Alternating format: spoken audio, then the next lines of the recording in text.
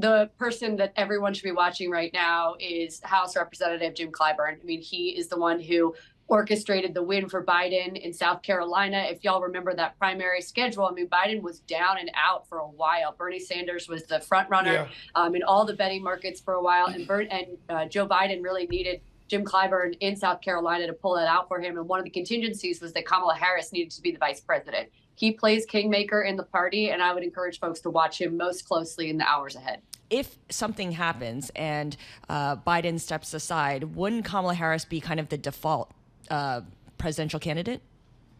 Absolutely, no question. And I appreciate you mentioning that, because I think a lot of the street washes over her and sort of immediately steps into a Gavin Newsom or a Gretchen Whitmer type candidate. And I think that's a mistake. Kamala Harris is the sitting vice president. She is the highest ranking female official in American history.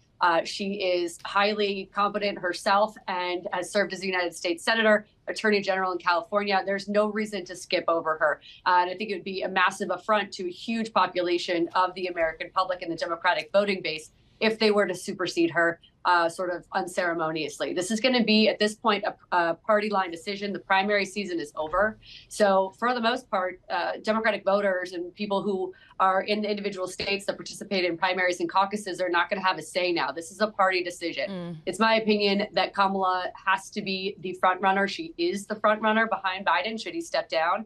And it would be incumbent upon her to decide whether or not she wanted to actively bow out to cede room to someone else if that's a decision she wants to make. Have we ever really tested the 25th Amendment before on succession and disability of a president?